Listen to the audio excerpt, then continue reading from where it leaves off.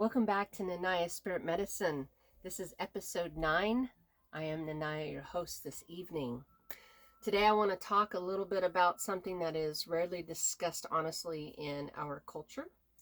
And when it is often misunderstood. We're going to talk about celibacy. Not from a religious rule book, not from shame, and not from deprivation, but from the perspective of energy and how important it is to hold on to that energy. Personal sovereignty, and what happens to the body and the mind when a person chooses to stop sharing their sexual energy with others. But for most of our lives, I would say society tells us that intimacy and relationships are really centered on fulfillment. So think about that for a minute. Think about your relationships when it comes to intimacy. How does that make you feel? What do you think about? So movie roles revolve around it when actors are in intimate settings. And really, it's like the gratuitous sex scene in every movie that makes them the money. Songs are written about it, and people often feel like if they are not partnered or sexually active, something must be missing in their life, right? But there's another perspective that has really existed quietly for thousands of years across many cultures. The idea that sexual energy is not just physical pleasure, but a powerful life force within the human body. And I would like to share with you at this moment that my celibacy over the last 5 years has been very important to me. And I didn't realize how important that was until I finally made a decision. I was even married, and I knew that giving my energy away in my marriage was harmful because he didn't honor me. He didn't honor himself. And every time I would consider it, it made me kind of nauseous.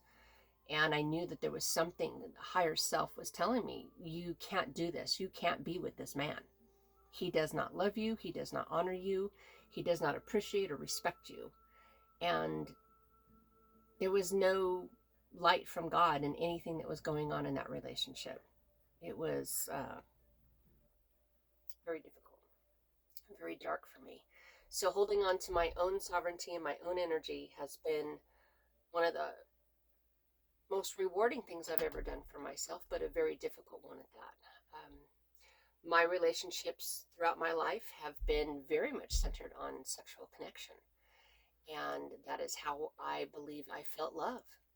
I didn't have love as a child, and I came from a place of sexual abuse. And so in order for me to feel connected to somebody, I felt there had to be that kind of connection of intimacy involved. There wasn't ever about the mind and the spirit connection. As I got older, I learned how important that was. And now it is a divine space to be in. I'm very happy with myself that I have given my energy to God and held all of that sacred and vital life force inside of me for me to heal. And that's what I want to share with you this evening. So many ancient, I would say, traditions recognize this, okay? They described sexual energy as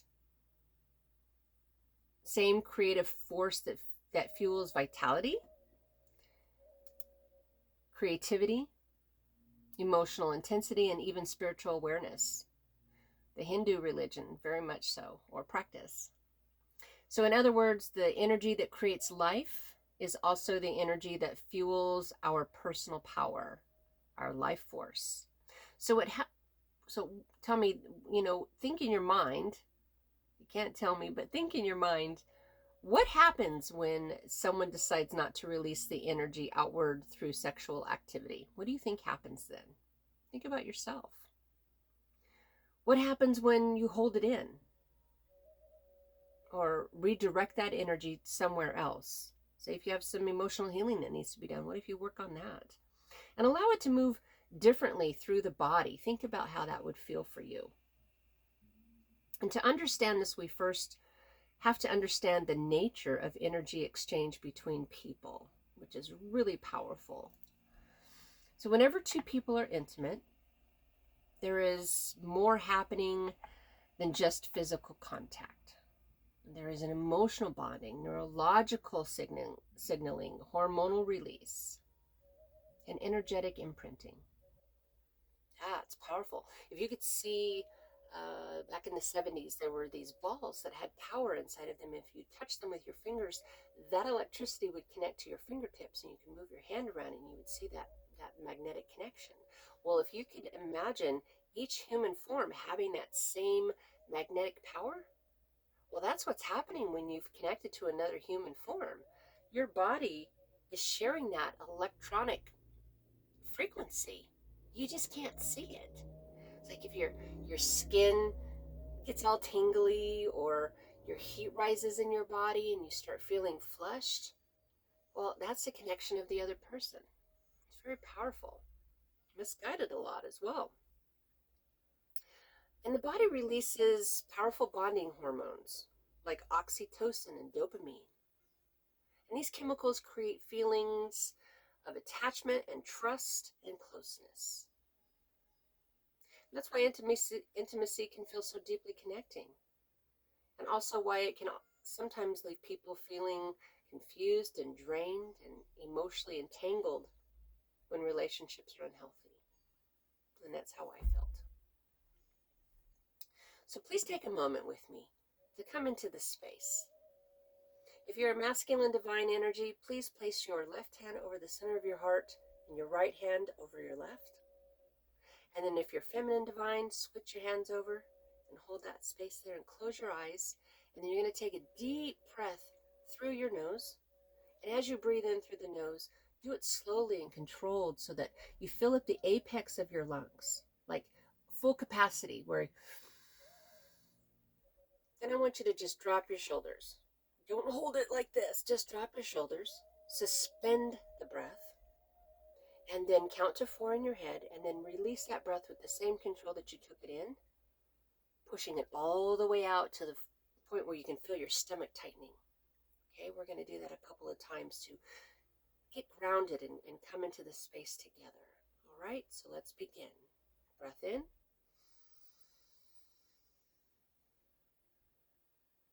Suspend.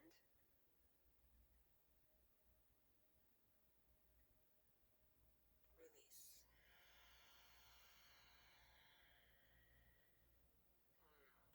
One more time.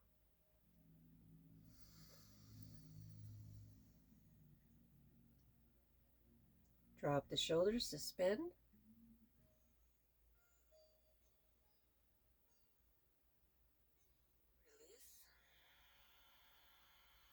Press it on.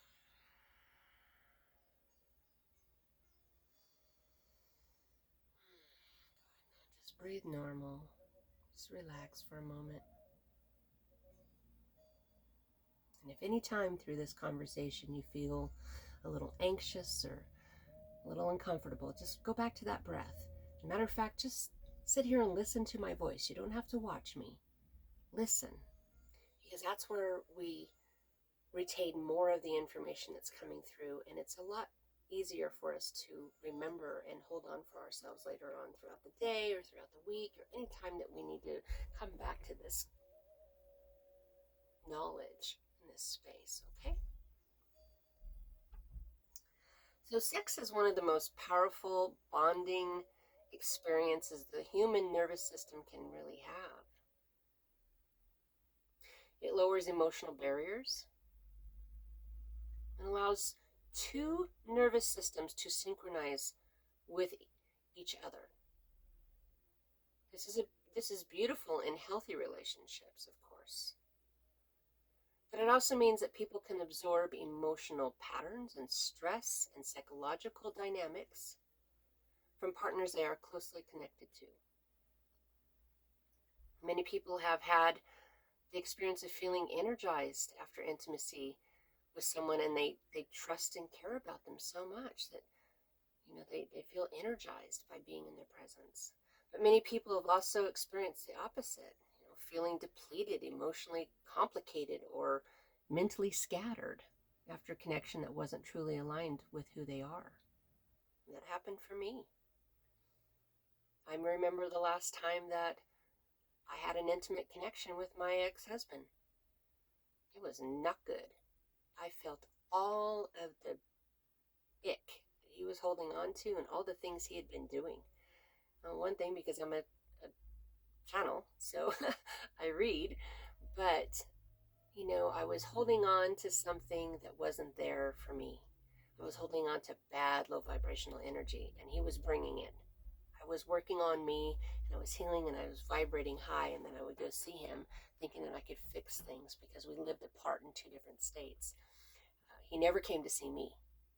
So that was a strong indicator right there. And every time I went to see him, there was always alcohol involved. So I put a stop to the visits and finally pulled away, and then finally got divorced.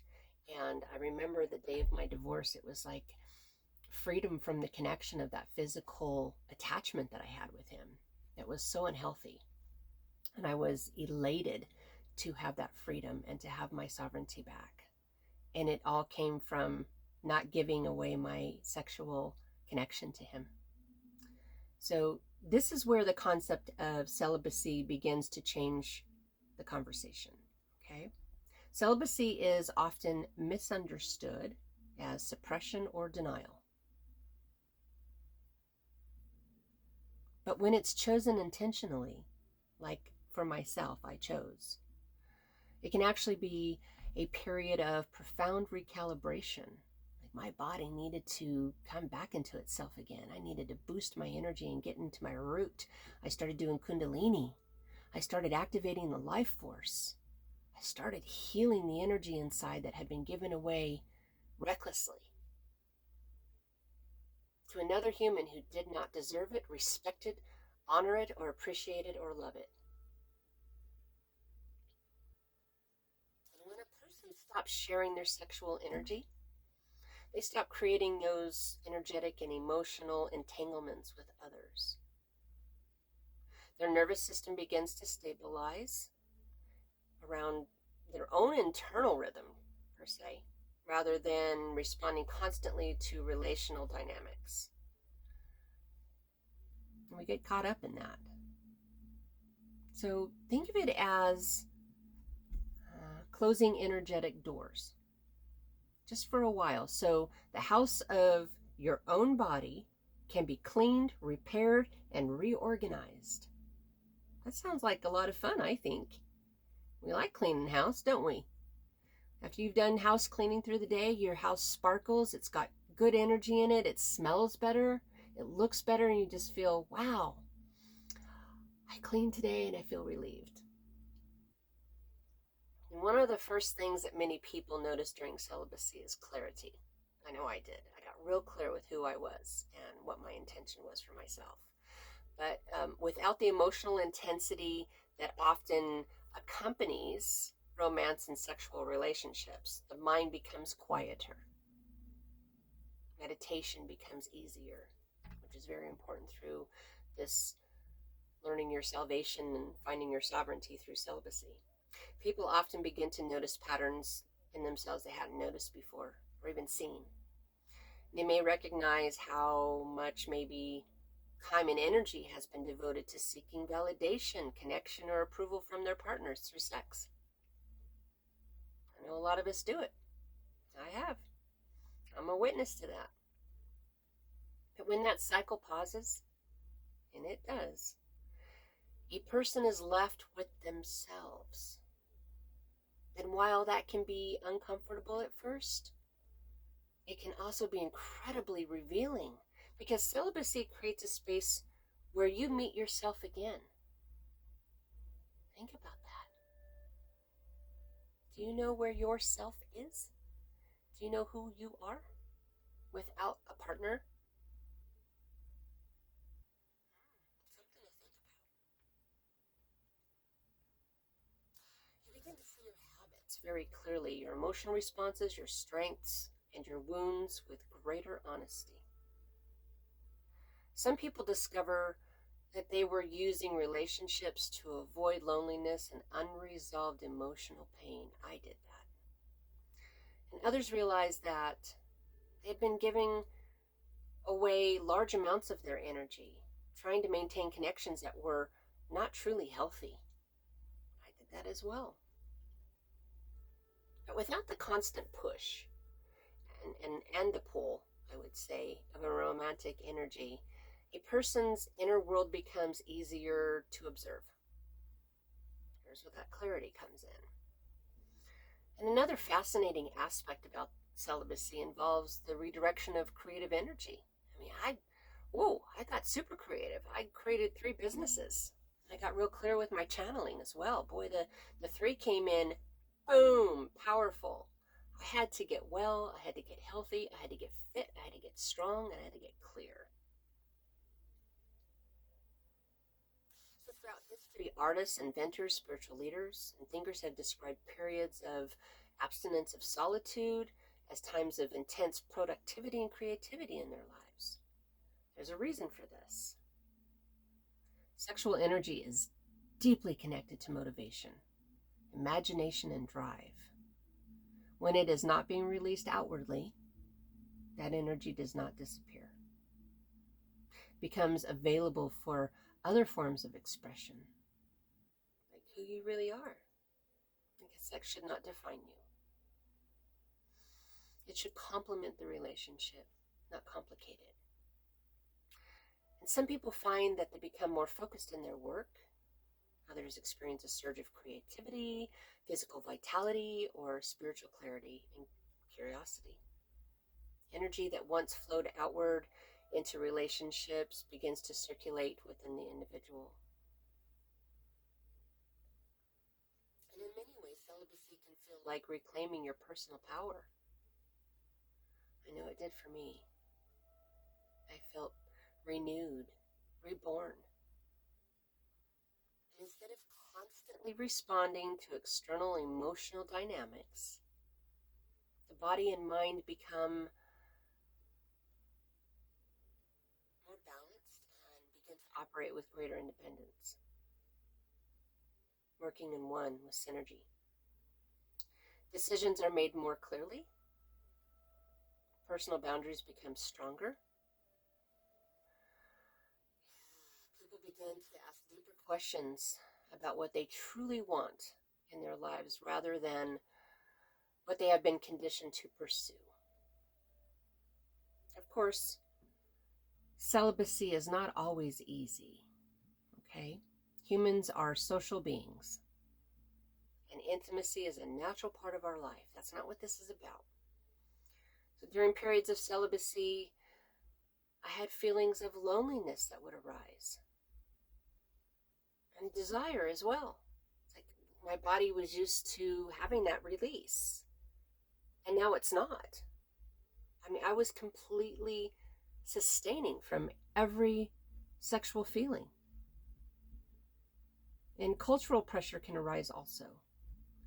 We live in a society that often assumes that constant romantic activity is normal and healthy. And I mean, you see people going to bars, which is one of the worst things you could do to look for a person for a relationship, unless you want to just drink with them all the time. They're so unhealthy. People are intoxicated. They go home with each other. They have sex. And it was never built on anything other than that physical connection. It's not going to last. It never does. It never does. And however long it does last, it's usually strewn with lots of problems. Insecurities, jealousy, control, lots of bad dynamics. So sometimes stepping away from the pattern is exactly what allows a person to rediscover themselves. And celibacy can become a time of healing. And for people who have experienced toxic relationships, emotional manipulation, or repeated heartbreak, stepping back from intimacy allows the nervous system to calm down a little. It allows the body to remember what safety feels like without the unpredictability of another person behaving around them and influencing them. I don't feel safe unless I'm in the arms of another person. That's just ridiculous. You are your own human being. You came into this world completely by yourself. You didn't have anybody tagging along with you. Even though you were in the presence of your mother, and maybe other people too, it's still just you. So when you remove the constant emotional feedback loop that relationships can create, you can begin to build a stronger internal foundation, which is so important, strengthening who you are. And another powerful effect of celibacy is the strengthening of self-trust. When people are not seeking validation from romantic partners, boy, they must rely more on their own instincts and decision making. They can feel uncomfortable at first, but over time it creates a deep sense of independence. Like not always agreeing with the person you're with, making your own decisions and your own choices. And you begin to realize your own worth, your happiness, and your sense of identity and autonomy to not have to come from someone else. All those feelings can come from within easily. And something interesting happens here when people reach this point. When someone truly feels whole in their own, their relationships begin to change as well. They become less willing to tolerate unhealthy dynamics. They become more selective about who they allow into their lives. And when they do choose to share intimacy again, it is often from a place of genuine connection rather than emotional need. And that's where I am. I've had an opportunity to meet gentlemen and, have dates with them if I wanted to, but I have not once done that in 5 years. No one has stepped up to the plate. No one has been at that place where I feel the vibration is equal. And it's one person. And he's a very dear friend. And I value that friendship with him. But he honors me and he respects me. And, he's done a lot of work on himself as well. And, there is a lot of dynamic there. We get along. We have a lot of the same interests. We have a lot of the same knowledge. We're both in the health and fitness world. And, he's done a lot of work on himself. I've done a lot on mine. But, I don't know how, I guess I would approach that relationship in an intimate way without having everything else out on the table. So I'm not there yet. I'm still just waiting for the right divine time, and God is going to bless me with that being. I know that it is going to happen because I have done so much of my shadow work and I've gone within. So I don't go without, and that's very important. Celibacy in this way can become a powerful reset. It gives people the opportunity to observe their lives from a different perspective. It gives the body time to stabilize hormonally and emotionally. It allows energy that was once dispersed into multiple directions to return to its source, which is your power, your root, your life force. This doesn't mean celibacy has to be permanent, okay? Unless you want it to be. Maybe you've lost your loved one, they've passed, and you just don't have a desire to ever be with anybody again. And that's perfectly honorable and respectable, and I think it's powerful. I honor so many people in that place. For many people, it is simply a season, a period of recalibration and self-discovery. And then they feel that they have worked on themselves enough to walk into another relationship that can be based off of healthy energy and not just sexual dynamics. But even temporary celibacy can reveal something important if you think about it. It reminds us that our energy belongs to us. It reminds us that intimacy is powerful and meaningful.